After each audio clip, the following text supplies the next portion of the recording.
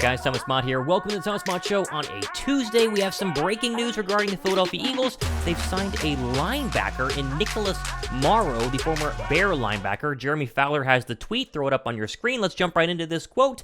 Linebacker Nicholas Morrow has agreed to a deal with the Eagles per source. Morrow recorded 116 tackles, 11 for a loss, in 17 starts with the Bears last year. End quote. Now, what I'm seeing on Twitter right now is this is just breaking. It's a cheap deal. It's not going to be very expensive for Philadelphia, and they're going to go ahead and essentially add some depth to another weak area that Philadelphia has needed some help with after, of course, losing out on both TJ Edwards and Kazir White over the course of free agency. And so this is a guy who comes in doing a lot last year, but doing a lot for a bad football team, and so not a lot of people understand who he is. You probably had to Google who's Nicholas Morrow whenever you were getting started on the show today, or at least whenever you saw it on Twitter, and what you'll find is some pretty good numbers here. Didn't play during the 2021 season, but 2022, again, right now, 17 starts, 1 interception. He went ahead, had 116 tackles, as we mentioned, 11 TFLs, and was very, very available for a Bears defense that didn't have a lot of talent overall,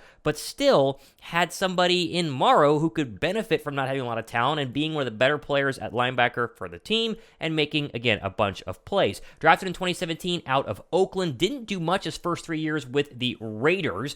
5 games started, 8 games started, and then went over to the Las Vegas Raiders, or I guess moved with the Raiders to the Las Vegas Raiders in 2020, and had a little bit more of a breakout year where he had 28 tackles, but last year was a big year overall. Bleacher Report has a really good article here where they were talking essentially about the whole situation with Morrow and really what Philadelphia is getting out of this guy. We'll throw it up on your screen. Quote, last offseason, Nicholas Morrow signed a 1-year, $2.5 million contract. Turns out to be a great investment as the 27-year-old linebacker started all 17 games, set career highs in tackles and tackle for a loss, while also notching an interception. Now, Morrow set to return to the free agent market, and this time he should get a larger deal, potentially even for multiple years, as he proved he's a better player than he showed over his first 4 NFL seasons with the Raiders. The Bears don't have a ton of linebacker depth, so they could be losing a few key players in the unit in the offseason. Make a lot of sense. They try to keep Morrow in the fold for 2023 and possibly for a bit longer. Considering Morrow's cost shouldn't be too high, he may end up back in Chicago, but if not, there will surely be teams willing to pay his asking price.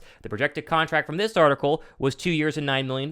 Now, as of jumping on here as quickly as possible, we don't have the details of the contract with Philadelphia. I keep trying to refresh Twitter here to give you that, but I'm sure I'll put it down below in the comments section. But it truly can't be anything more than, 1 year for 4, 2 years for 9, 3 years for 12. That's kind of the guesstimation here, but I'm sure you guys will remind me down below of how much it is once the deal is made officially official, aka we know the details. Now, again, Philadelphia was not going to stay idle at the linebacker spot. They always were going to go ahead and make an upgrade, even though we all feel very confident in Nakobe Dean's skills.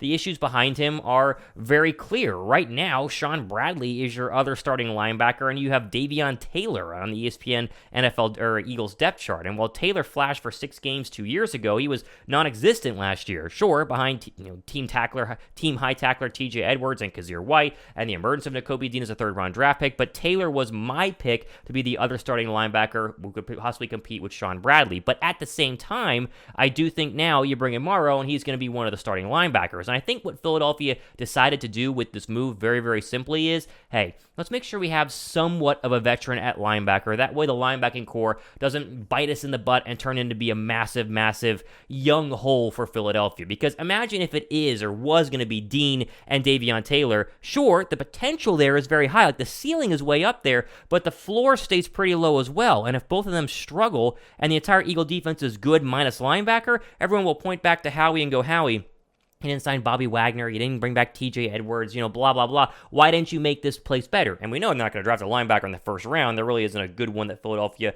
would even consider anyway. Now, you at least have that veteran presence, still young, 27 years old, a couple years in the league, 4 or 5, but he comes in off of a very, very consistent season in 2022 where he started all 17 games, and the best ability is availability. It makes perfect sense for Philadelphia. Thumbs up for this move. I think this is a sneaky good one that no one in the Eagle community, no one in the National Football League was really tying to Philadelphia. I think they just assumed that Morrow was going to go back and be a Bear until, of course, they signed TJ Edwards, and then all the C.J. Gardner-Johnson stuff happened, and we all forgot, oh yeah, you need to get a linebacker. So this, to me, is a very good move by Philadelphia.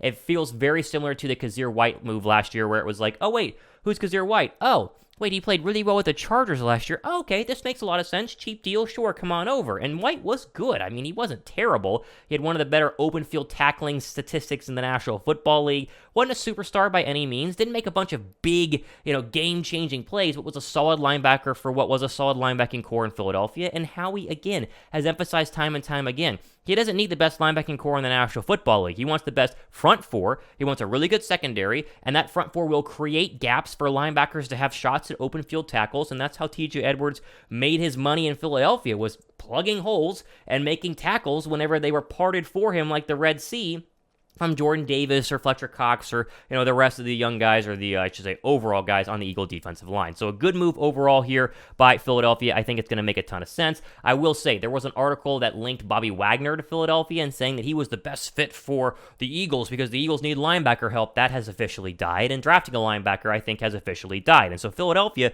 what they've done over the past couple of days is show you where they're going in the draft, right?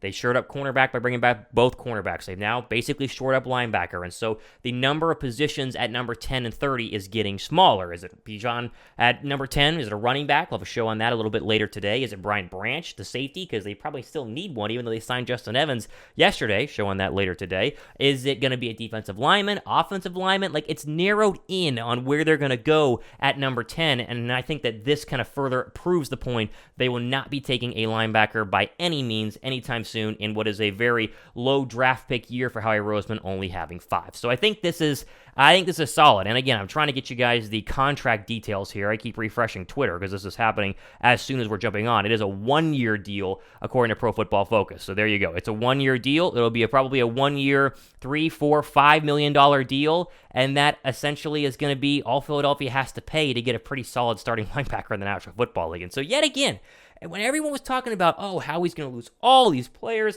the Eagles are going to get way worse. How can they possibly win the division this year? I mean, the Cowboys are getting much better. Oh my goodness, look at the Commanders, the NFC as a whole.